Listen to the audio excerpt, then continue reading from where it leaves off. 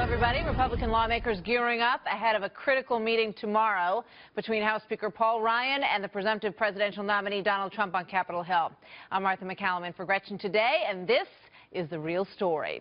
So their meeting comes as Speaker Ryan hesitates to throw his support completely behind Donald Trump, saying that they need to sit down first and they need to make sure that everyone is on the same page. To pretend we're unified without actually unifying, then we go into the fall at half strength. This election is too important to go into an election at half strength. That means we need a real unification of our party, which, look, after a tough primary, that's going to take some effort. We are committed to putting that effort in. I want to be a part of that unifying process so that we're at full strength this fall so that we can win this election. Mike Huckabee is a former Republican governor of Arkansas, of course, and a Donald Trump supporter and a former presidential candidate himself. Governor, welcome. Always good to see you, sir. Thanks, Martha. So tell me, what do you think about what Paul Ryan's saying? These are things he should have said in private with Donald Trump. This is not the kind of conversation that you have by way of the front page of the New York Times. And I'm not sure what Paul Ryan's thoughts are here. Look, he's a good guy, and I respect him, and he's a very respected guy within the party. But I don't think he fully understands how angry people in the party are at all of the people in Washington, including him, for such things as the trade deal, immigration policies, Syrian refugee relocation, Planned Parenthood funding, the Iranian deal. All of these things have really become the reasons that Donald Trump is the nominee right now. No, it's and a great for him point. to act like, well, I'm going to have to bring him to the table. No, actually, I think they need to come to the table and say, we surrender. We obviously have messed up, and we need to understand what you understand about what the voters are asking for. So here is Donald Trump talking about Paul Ryan last night on O'Reilly. Watch this. He's a very good man. He wants what's good for the party, and I think we're going to have very positive results. And I'd love, frankly, for him to stay and be chairman. I think he loves this party, he loves this country, and he wants to see something good happen, and I think we're going to do better if we're unified. So, very sort of open language coming from Donald Trump. But I wonder, Governor Huckabee, it's clear that there are people in the party who are conservatives who are not on the same page with Donald Trump. So would it look disingenuous if all of them all of a sudden were, we're on board, everything we said before doesn't matter? I wonder if the kind of unity that Paul Ryan is looking for is one that will be better when they sit down together and they come out and say, you know what, we don't agree on everything. Here are the things we do agree on. And I think then people will look at that kind of agreement with a little bit more substance and a little bit more believability and say, wow, I guess people can indeed come together. Well, we've got to remember, though, a political party is not Burger King. You can't have it your way. You have to accept that once the voters have spoken, there are going to be some things that the nominee will stand for that you may not stand for. I mean, how many of us had to sort of suck it up when John McCain was the nominee or Mitt Romney was the nominee? And there were things that we wish they had put a greater emphasis on, but they didn't. But we went out there and did our duty, and we stood steadfast and stalwart and campaigned. I understand there are going to be differences. Let me tell you a different way it was handled. Bobby Jindal, Marco Rubio, Rick Perry, all have now endorsed Donald Trump. They did it with a candor and an honesty, saying, look, I've said some pretty tough things about the guy, but he's the nominee. Let's get behind him. We don't want Hillary.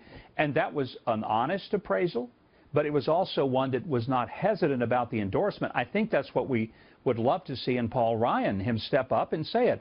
I do think that Donald Trump has to be commended for a magnanimous approach that he gave to Bill O'Reilly last night. He could have easily just bowed up and said, I'll show Paul Ryan, who's the nominee. He's a congressman. I'm, going to be president.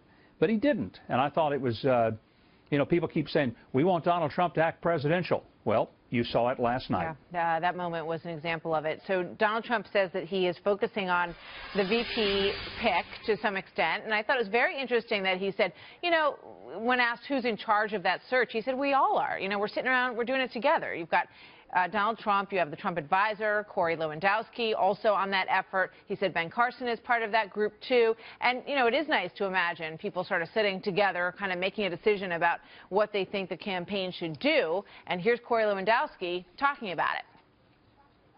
You need someone who understands the legislative process intimately, can make sure that in the first 100 days, which are so critical, we get done the agenda which Mr. Trump is putting forward, which is cutting taxes, reducing our deficit, renegotiating our trade deals. It's not about agenda. It's not about geographic representation. It's who best is a partner to bring our country back from where it is.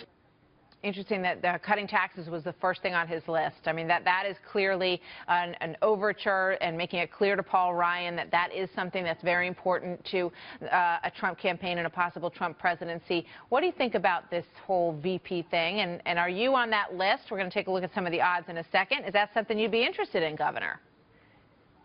Well, nobody has called me about it. Well, wait, here's my phone. It's going off. No, it's not Trump, so never mind. Look, Martha, he has not asked me anything about it, so I don't know if I'm on a list or not. Right now, my job is to try to do everything I can to make sure Hillary Clinton is not the next president, because I know Hillary all too well, and I just think it would be a disaster for the country to have another term of Barack Obama. I do think Donald Trump would be an excellent president, and I think that right now he will beat Hillary Clinton. Corey Lewandowski was exactly on target, though, when he said that this is not about picking somebody for appearance sake. It's not about gender, ethnicity, geography. He's absolutely right. When I hear people say that, I'm thinking they don't understand. The vice president doesn't win or lose an election, but if the president wins, the vice president needs to be a partner philosophically and programmatically. And I think what they do recognize is, with Donald Trump not having government experience, somebody who is shepherded through the processes of government to successful conclusions, that's important. Someone who shares the ideology, maybe not every part of it, that'll be hard to find, but somebody who is ready to be a partner and an advocate for Donald Trump's platform. That's what's critical. Yeah, I mean, he's going to have so much follow-through to do if he wins this election that he's going to need somebody who can help him get that stuff through, because he's made a lot of promises, and these people will be sorely disappointed if they don't see it through. Take a look at this, just for fun. Election betting odds on Trump and the VP pick. Newt Gingrich, #1 at 19.5. Kasich after that, Joni Ernst, Chris Christie, Pete Sessions, and look who's there on the list, Mike Huckabee at 5.5% odds, and it goes on. There's more. Carson, Rice, Martinez, Webb, and Rubio at the bottom of that list. He said he was not interested, and Donald Trump suggested that he hadn't asked him. So what do you make of the list? Who do you like on there, first of all? Well, I think any of them could be good partners. I think, again, it goes back to when Donald Trump sits down and talks to the various people he's thinking he might select, what he wants to know is, can you be a real asset? Can you come in and help shepherd legislation? Will you be not a distraction, but will you be an attraction? Someone who can help bring people to the table rather than run them off. Look, you mentioned the numbers. 5%. That means there's a 95% chance I don't get that phone call.